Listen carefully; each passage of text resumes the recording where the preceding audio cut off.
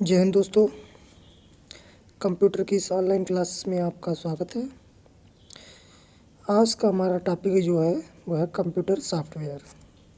Computer software, ठीक है। Computer software, पहले जानो सॉफ्टवेयर क्या होता है। जैसे कि मैं पहले आपको बता चुका हूँ, सॉफ्टवेयर एक ऐसा मतलब ऐसी चीज़ है जिसको हम छू नहीं सकते, देख नहीं सकते, ठीक है। वो हमारा क्या होता है कंप्यूटर के लिए, जो परिभाषा के रूप में हम बोले तो जिसको हम ना देख सकते हैं ना छू सकते हैं, वो हमारा क्या होता है सॉफ्टवेयर। सॉफ्टवेयर क्या होता है, एक तरह का प्रोग्राम होता है, ठीक है।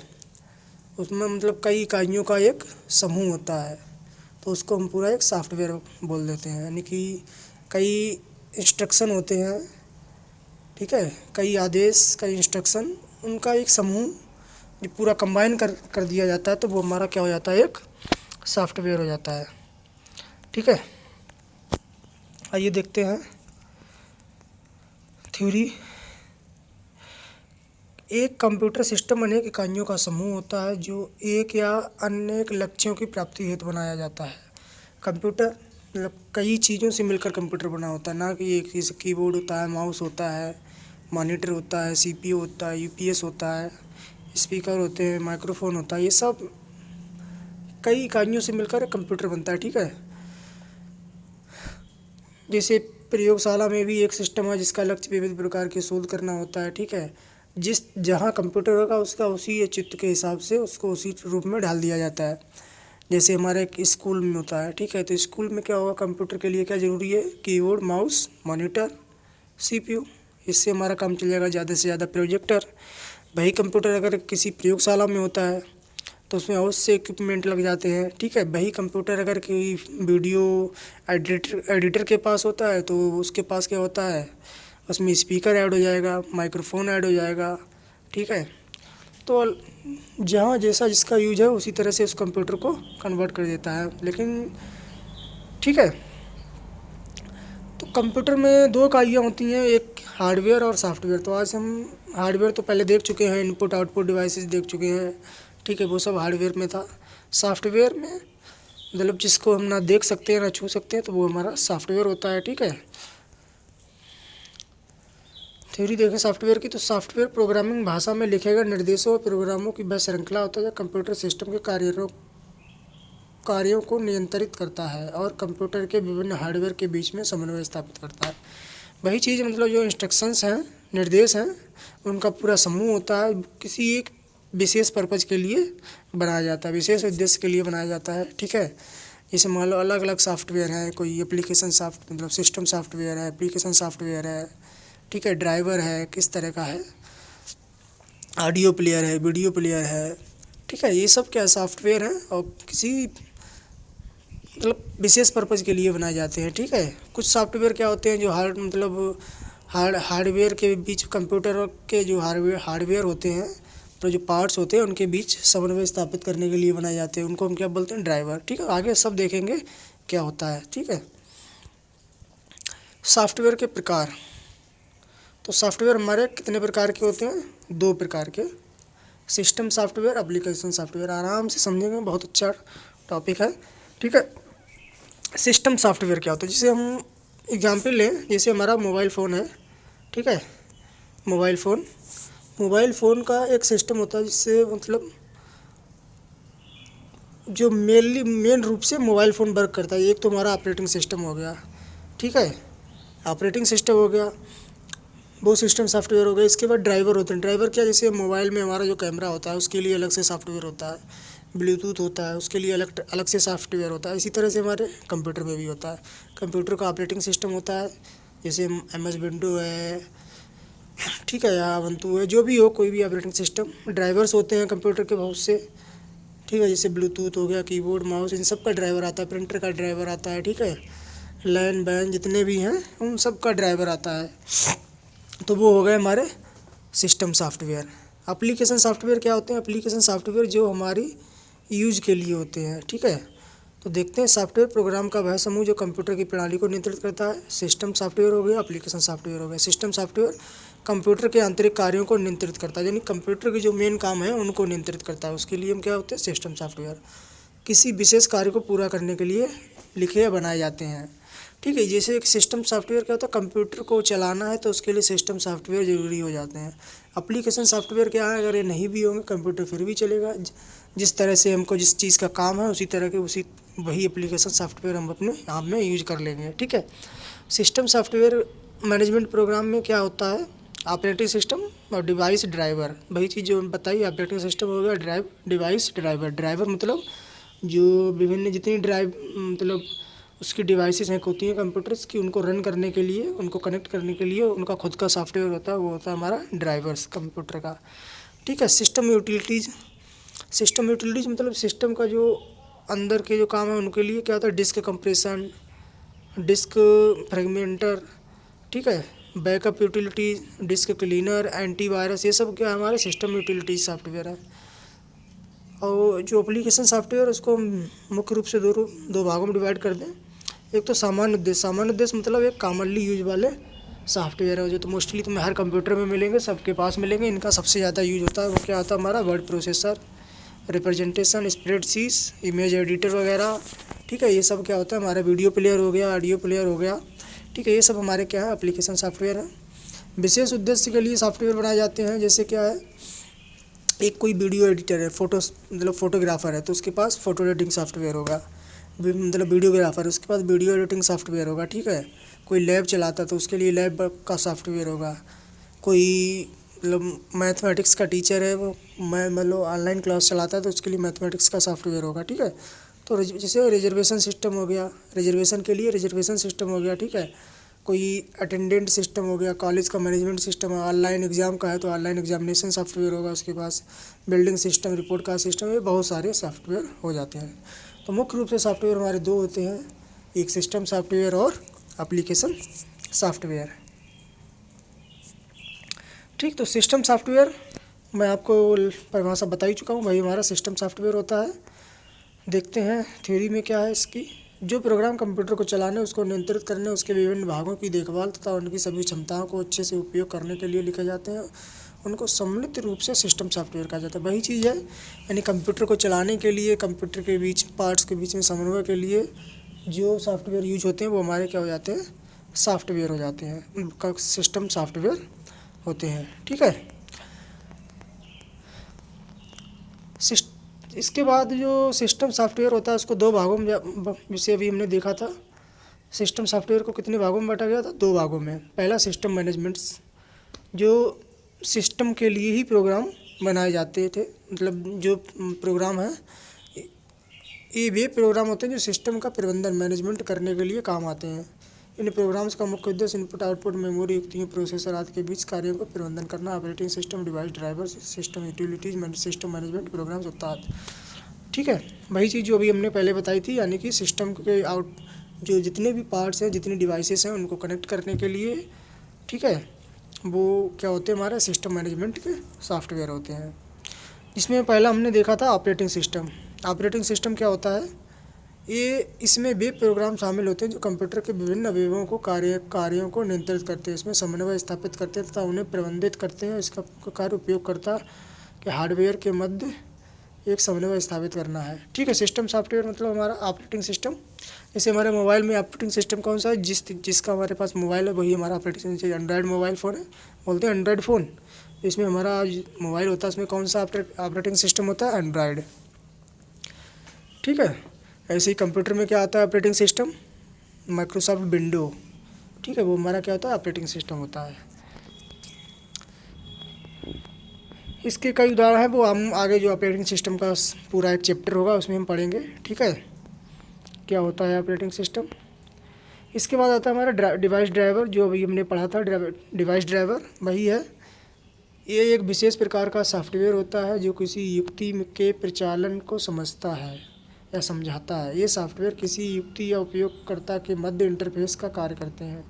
किसी भी युक्ति को सुचारू रूप से चलाने के लिए, चाहे वो प्रिंटर, माउस, मॉनिटर, कीबोर्ड हो, उसके साथ एक ड्राइवर प्रोग्राम जुड़ा होता है। वही चीज़ जो हमारा कंप्यूटर सिस्टम का ऑपरेटिंग सिस्टम है। ठीक है, और जो कंप्यूटर की डिवाइसेस हैं उनके बीच को समन्वय के लिए, ठीक है, तो उनको कार्यान्वित करने के लिए, उनको चलाने के लिए एक सॉफ्टवेयर होता है, वो हमारे होते हैं ड्राइवर्स। ठीक है, वो हमारे जितनी कंप्यूटर्स के पार्ट्स होते हैं उनको। इसके बाद आता है system utilities software. System utilities मतलब जो सिस्टम के रखरखाव के लिए यानी कि सिस्टम के प्रयोग के लिए होते हैं, वो क्या होते हैं, सिस्टम यूटिलिटीज़। ये प्रोग्राम कंप्यूटर के रखरखाव से संबंधित कार्य करते हैं। ये प्रोग्राम्स कंप्यूटर के कार्यों को सरल बनाने, उसमें अशुद्धियों को दूर करने तथा सिस्टम में विभिन्न सुरक्षा कार्यों को बनाए जाते हैं। यूटिलिटीज प्रोग्राम के कई ऐसे कार्य करते हैं जो कंप्यूटर का उपयोग करते समय समय हमें कराने पड़ते हैं। उदाहरण के लिए कोई यूटिलिटीज प्रोग्राम हमारी फाइलों का बैकअप किसी बाहरी भंडारण साधन पर लेने का कार्य कर सकता है। ये सिस्टम सॉफ्टवेयर के अनिवार्य भाग नहीं होते, परंतु सामान्य उसके साथ ही आते हैं, कंप्यूटर के निर्माता द्वारा उपलब्ध कराए जाते हैं। मतलब सिस्टम के रखरखाव के लिए जैसे एंटीवायरस हो गया, ठीक है, और डिस्क को कॉपी करना हो गया, सीडी ड्राइव रन करना हो गया, ठीक है, डिस्क कंप्रेशन, ये सब क्या हमारे होते हैं सिस्टम यूटिलिटीज़। यानी कि जो सिस्टम के मतलब ज़रूरी नहीं है, लेकिन तब भी फिर भी सिस्टम को कामयाबी रूप से चलाने के लिए हमें इनकी ज़रूरत पड़ती है, ठीक है। जैसे कुछ जो सिस्टम यूटिलिटी सॉफ्टवेयर में क्या है, disk compression. Disk compression software क्या होता है, जो डिस्क पर उपस्थित सूचना पर दबाव डालकर उसे संकुचित कर देता है ताकि हार्ड डिस्क पर अधिक से अधिक सूचना स्टोर हो सके, ठीक है। इसके बाद डिस्क फ्रेगमेंटर, ठीक है। डिस्क फ्रेगमेंटर क्या होता है, इसे कंप्यूटर की हार्ड डिस्क पर विभिन्न जगहों पर बिखरी हुई फाइलों को खोजकर उन्हें एक स्थान पर लाता है। इसका प्रयोग कंप्यूटर फाइलों को हार्ड डिस्क की खाली पड़े जगह को व्यवस्थित करना होता है, ठीक है। यानी जो हमारी हार्ड डिस्क है उसमें जो फाइल्स हैं वो इधर उधर मान लो बिखरी पड़ी हैं, कोई कहीं है कोई कहीं है, तो उनको एक तरह पे इकट्ठा करके रखता है। Backup utilities. बैकअप क्या होता है, जैसे हमारे मोबाइल में बैकअप लेते हैं ना, हमारा क्या कहते हैं मैसेज का बैकअप ले लिया, ठीक है, कॉन्टेक्ट का बैकअप ले लिया, उसी तरह से कंप्यूटर के बैकअप के लिए जो सारी सूचनाएं होती हैं उनको उनकी एक कॉपी बना के रखता है, ठीक है। इसे ये कंप्यूटर की डिस्क पर उपस्थित सारी सूचनाओं की ये कॉपी रखता है तथा ज़रूरत पड़ने पर कुछ ज़रूरी फाइलें या पूरी हार्ड डिस्क की सामग्री वापस स्टोर कर देता है। ये हमारा बैकअप सॉफ्टवेयर होता है। डिस्क क्लीनर क्या होता है, मतलब डिस्क में जो जैसे मान लो इंटरनेट यूज़ करते हैं, जो कई अदर तरह की फाइल्स होती हैं जो अपने आप खुद ब खुद स्टोर हो जाती है, या जो कैश डाटा होता है, ठीक है, वो क्या होता है, उसको हमारा डिस्क क्लीनर उसको क्लीन कर देता है, ठीक है। इसके बाद एंटीवायरस स्कैनर्स आप जानते ही हैं, जो हमारा आजकल साइबर सिस्टम बहुत ही मतलब साइबर अटैक आजकल बहुत होते हैं, ठीक है। यानी कि जो वायरस होते हैं हमारे सिस्टम को हैक करने के लिए, ठीक है, तो उससे प्रोटेक्ट मतलब हमारे कंप्यूटर को प्रोटेक्ट रखने के लिए हम एंटीवायरस या स्कैनर्स का यूज करते हैं। ये वायरस से बचने के लिए इन सॉफ्टवेयरों का यूज करते हैं, ठीक है। इसके बाद आता है एप्लीकेशन सॉफ्टवेयर। एप्लीकेशन सॉफ्टवेयर को मैं बता ही चुका हूँ, ठीक है, जो हम अपने यूज के लिए, ठीक है, जो अपने यूज के लिए या जिस तरह का हमें काम है उस तरह के लिए जो सॉफ्टवेयर हम अपना यूज करते हैं वो हमारे होते हैं एप्लीकेशन सॉफ्टवेयर, ठीक है। तो एप्लीकेशन सॉफ्टवेयर एक दो तरह के होते हैं, एक सामान्य उद्देश्य के होते हैं। सामान्य उद्देश्य के मतलब जो मोस्टली हर कंप्यूटर में होते हैं, इनका सबसे ज़्यादा यूज हमें पड़ता रहता है। तो वो कौन कौन से होते हैं, एक तो ग्राफिक्स सॉफ्टवेयर हो गया, ठीक है, ये हम MS वर्ड कहते हैं, यानी वर्ड है, पावर पॉइंट है, एक्सेल है, ये सब हमारे क्या होते हैं सिस्टम मतलब सामान्य उद्देश्य के सॉफ्टवेयर होते हैं, ठीक है। जैसे वीडियो प्लेयर हो गया, ऑडियो प्लेयर हो गया, पेंट हो गया, ठीक है, ये सब हमारे लिए मतलब एक कंप्यूटर के लिए बहुत ही ज़रूरी सॉफ्टवेयर है। इसके बाद आता है वर्ड प्रोसेसिंग सॉफ्टवेयर। ये सब हम वर्ड प्रोसेसिंग सॉफ्टवेयर क्या है, एक विशेष प्रकार का सॉफ्टवेयर होता है जिसकी सहायता से टेक्स्ट या दस्तावेज को संचालित किया जाता है। जब हम MS वर्ड पढ़ेंगे, ठीक है, MS ऑफिस पढ़ेंगे तो MS ऑफिस के अंदर MS वर्ड पढ़ेंगे, पावर पॉइंट पढ़ेंगे, एक्सेल पढ़ेंगे, एक्सेस पढ़ेंगे, ये सब वही है। तो वर्ड प्रोसेसिंग सॉफ्टवेयर वो होता है, इसका हम विस्तार से देखेंगे, ठीक है। इसके बाद इलेक्ट्रॉनिक स्प्रेडशीट, ठीक है। स्प्रेडशीट मतलब क्या होता है, जिसमें रो कॉलम होता है जो हमारा डेटा रखने के लिए होता है, मतलब वो आंकड़े होते हैं, ठीक है, उनको रखने के लिए यूज होता है, ठीक है। रो कॉलम्स जिसको हम ठीक है, एक्सेल बोलते हैं, वर्ड MS एक्सेल, तो इसको हम ये विस्तार से पढ़ेंगे। Database management system. Database management system क्या होता है, ऑर्गेनाइज डेटा का एक संग्रह होता है जिसमें ज़रूरत पड़ने पर डेटा को एक्सेस, रिसीव, रिट्रीव, फॉर्मेट किया जा सके, डेटाबेस मैनेजमेंट सिस्टम होता है।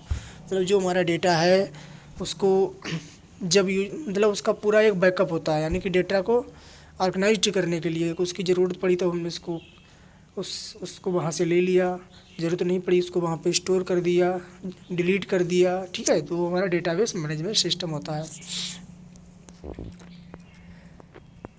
डेस्कटॉप पब्लिशिंग सॉफ्टवेयर, ये क्या होता है? इन सॉफ्टवेयरों का प्रयोग ग्राफिक डिजाइनरों द्वारा किया जाता है। इन सॉफ्टवेयरों का प्रयोग desktop printing, on screen electronic publishing के लिए किया जाता है। उदाहरण के लिए Quark Express, Adobe page maker, 3V2, Corel Draw आदि, ठीक है। तो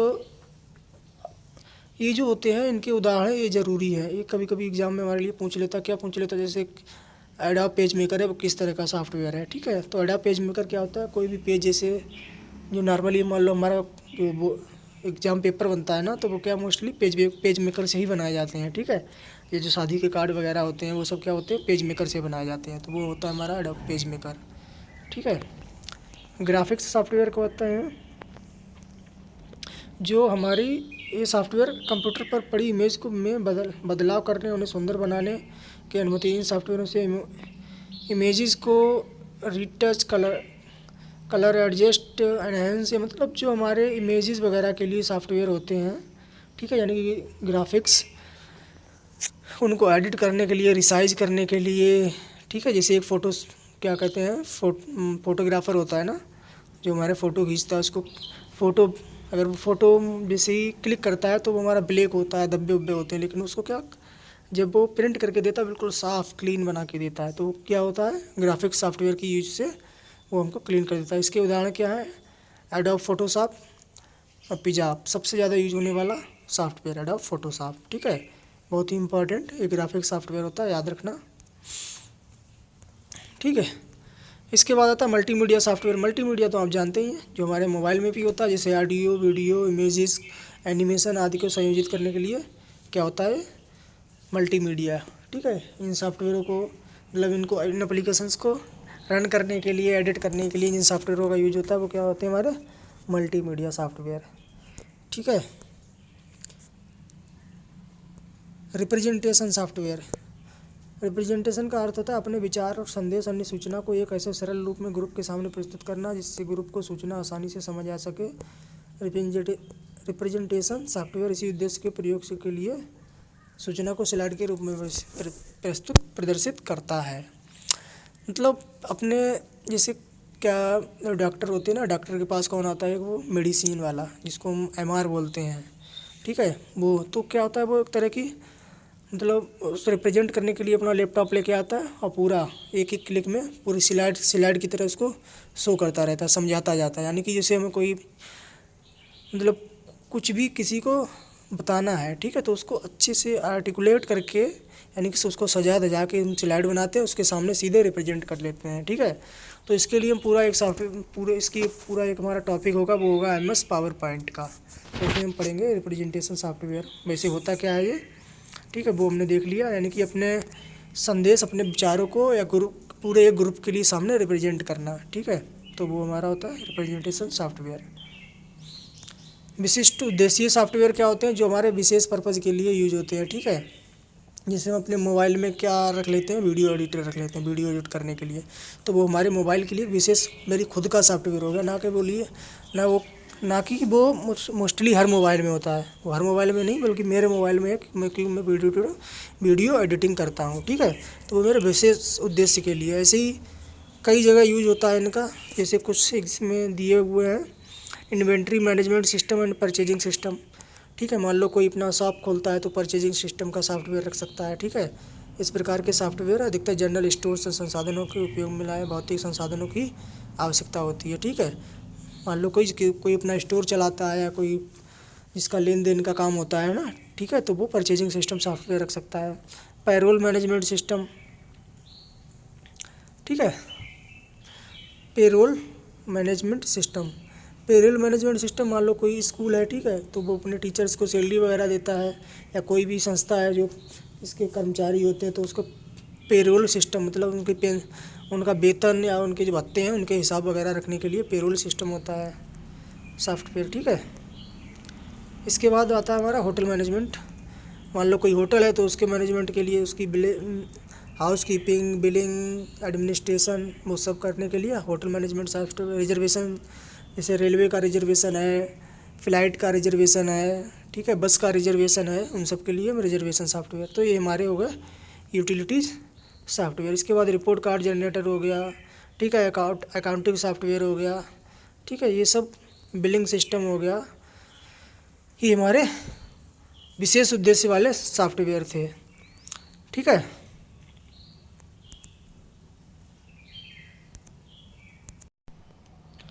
इसके बाद क्या है, मान लो ये थोड़ा सा सिस्टम एप्लीकेशन सॉफ्टवेयर में अंतर।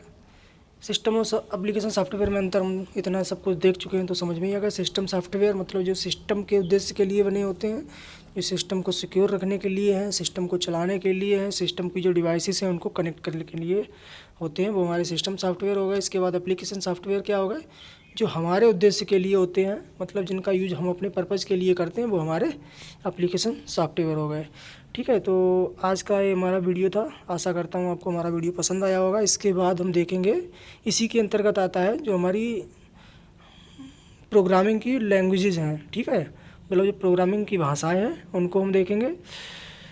तो अगर आपको हमारा ये वीडियो पसंद आया हो तो वीडियो को लाइक करें, दोस्तों के साथ शेयर करें, और अगर आप अभी तक आपने हमारे चैनल को सब्सक्राइब नहीं किया तो हमारे चैनल को ज़रूर सब्सक्राइब करें। Thank you.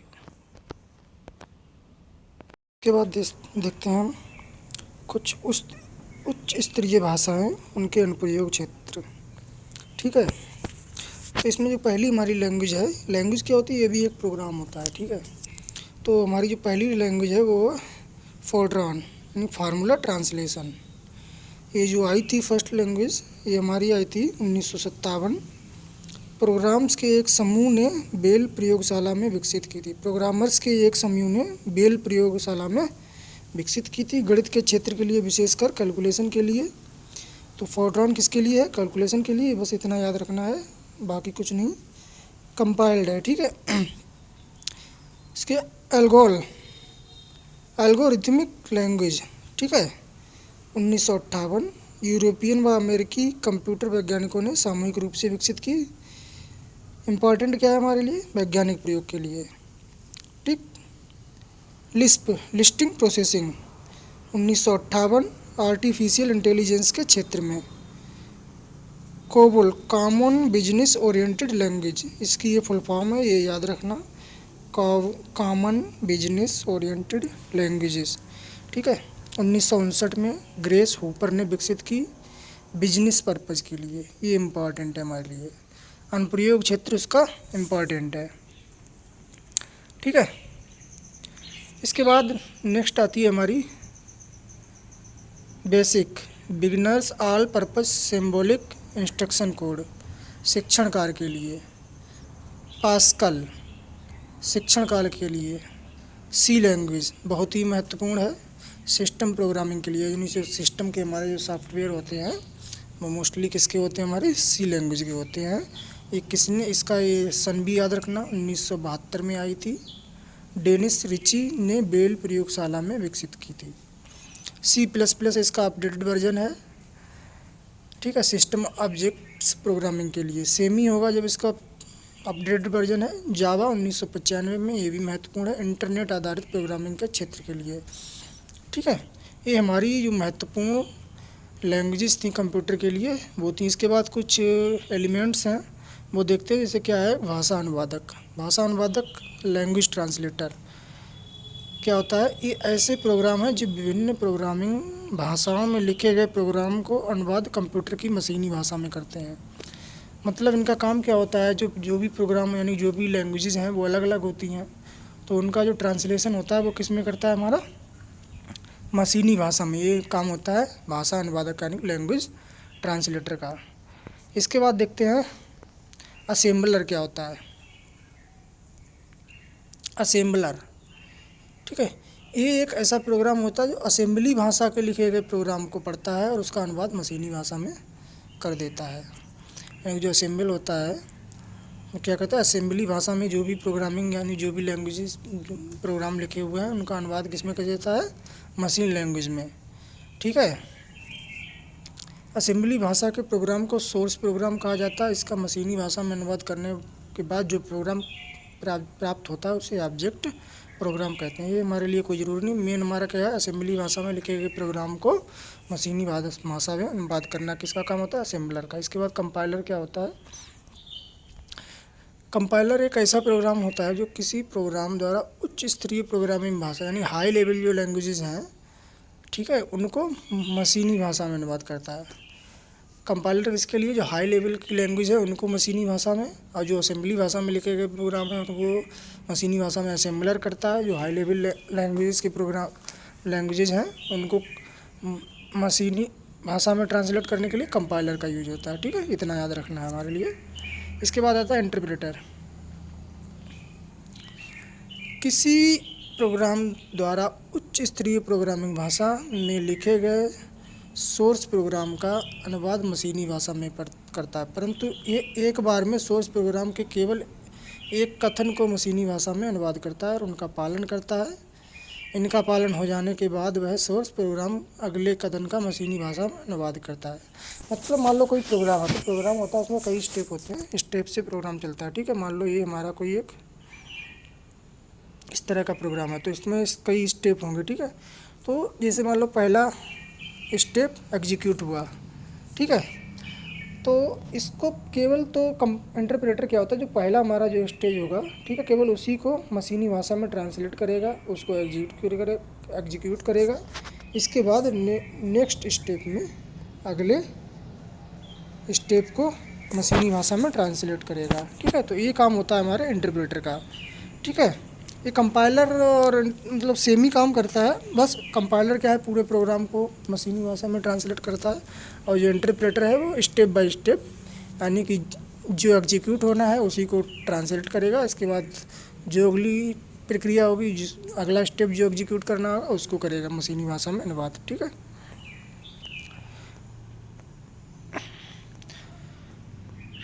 तो ये आज का टॉपिक था।